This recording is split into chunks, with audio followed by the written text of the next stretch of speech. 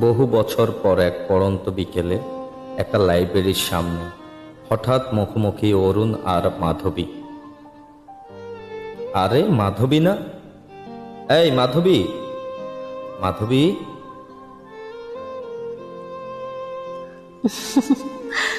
ও অরুণ, চিনতে পেরেছ আমায়? কিছু মানুষকে চিনতে হয় না মাধু। তুমি কোনো দিনও আমার অচেনা হবে না। কেমন আছো অরুণ? বেঁচে আছি এই যা। তুমি কেমন আছো বলো? বই কিনতে এসেছিলে বুঝি? এখনো বই কেনা হয় তাহলে? অভ্যেসটা আগের মতোই যত্ন করে তুলে রেখেছো দেখছি। যে মানুষটা এক অরুণচণ্ডী মেয়েকে বই পড়া শেখালো, সাহিত্য কি বোঝালো, উপন্যাসের প্রতিটি গল্পকে কাছ থেকে চেনালো, সেই মানুষের গড়ে দেওয়া অভ্যাসটা ভুলে কি করে বলো? তুমিই আমাকে বই পাগল বানিয়ে দিলে, আবার চলেও গেলে। আচ্ছা, বাদ দাও। এখনো নিঃশ্বাস নিতে পারছি অরুণ, এটাই বা কম কিসের? সুখের পিছনেই আর ছুটি না। সুখ পাখি মাধুর কপালে নেই, তাই আর সুখ কি জিনিস খুঁজি না। মাধবী প্লিজ, এভাবে বলো না। আমাদের বিচ্ছেদটা কেউ চাপিয়ে দেয়নি মাধবী। আমরা নিজের ইচ্ছেতে নিজেদেরকে আলাদা করেছি। সবই তোমার জানা আছে কেন আমি তোমাকে ছাড়তে বাধ্য হয়েছি। বাবার অসুস্থতার কারণে তোমাকে নিজের জীবনের সঙ্গী করে নেওয়ার সেই কঠিন সিদ্ধান্তটা আমি নিতে পারিনি।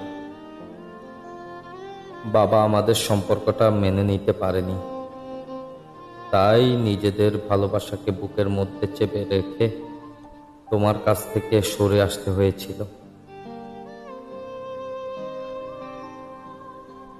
হ্যাঁ অরুণ, আমি জানি তো, কারণ আমরা ভালোবাসতাম। আর এই ভালোবাসার জন্য আমাদের সমাজ, আমাদের পরিবারের কাউকে যুদ্ধক্ষেত্রে রক্তাক্ত হতে দেয়নি। জানো মাধু, এখনো বৈশাখ এলে তোমার কথা খুব মনে পড়ে। সেই দিনটাতে তুমি কত পাগলামি করতে। আমাকে পাঞ্জাবি না পরিয়ে, রমনাতে না পাঠিয়ে, ইলিশ পান্তা না খাইয়ে তুমি ছাড়তেই। কত কাণ্ড করতে তুমি। হা হা।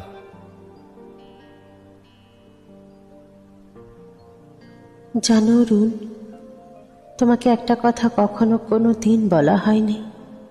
কি কথা মাধু? কি লুকিয়েছিলে আমার কাছে? শেষবার বৈশাখের সকালে সবাই যখন মেলাতে ব্যস্ত, আমি তখন পাশের বাসার বৌদির থেকে লুকিয়ে সিঁদুর এনে তোমার জন্য এক ফোঁটা সিঁদুর পরেছিলাম অরুণ। মাধবী, এ কি বলছো তুমি? কেন বলনি সেদিন আমায়? অবশ্য কি বা করার ছিল আমার? মাঝে মাঝে নিজেকে খুব ছোট লাগে মাধু। ক্ষণে ক্ষণে মনে হয় আমি বুঝি কাপুরুষ হয়েই তোমার কাছে সারা জীবন থেকে গেলাম। এ দায় যে বড় যন্ত্রণাদায়ক মাধু। একজন ব্যর্থ পুরুষই জানে এর আমৃত্যু যন্ত্রণা। এভাবে বলো না অরুণ, তুমি বা আমি কেউই তাই নই। আমি কখনোই তোমাকে ছোট চোখে দেখতে পারি না। আর তুমি কাপুরুষ নও। আমরা যা করেছি আমাদের পরিবারের সম্মান বাঁচাতে করেছি। এটাই আমাদের নিয়তি ছিল, এটাই বাস্তবতা। আমি যেমন মেনে নিয়ে চলছি, তুমিও সব ভুলে মেনে নিয়ে চলো অরুণ। জীবনকে সুন্দর করে ভাবো। মাথু, তুমি কেন আমাকে ঘৃণা করো না বলতে পারো? যাকে হৃদ মন্দিরে রোজ পুজো করি, তাকে ঘৃণা করি কি করে বলো? সবার হাসির আড়ালে না হয় আমরা সারা জীবন নিজেদের কান্নাটাকে তুলে রাখবো অরুণ।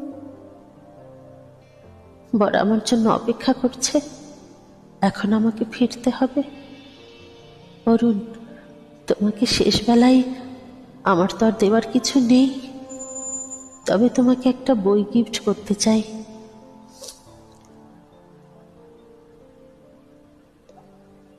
এই নাও অরুণ, তোমার পছন্দের হুমায়ুন আহমেদের অপেক্ষা বইটি। যত্ন করে রেখে দিও। এখন আসি, ভালো থেকো। অপেক্ষা শুধু বইয়ের নাম নয়, এটাই তো আমাদের জীবনের গল্প। বইটা রয়ে গেল, কিন্তু তুমি রয়ে গেলে না। ভালো থেকো মাধু, হয়তো পরের জন্মে আমাদের এই অপেক্ষার শেষ হবে। বিদায়। অসংখ্য ধন্যবাদ সাথে সংযুক্ত হবার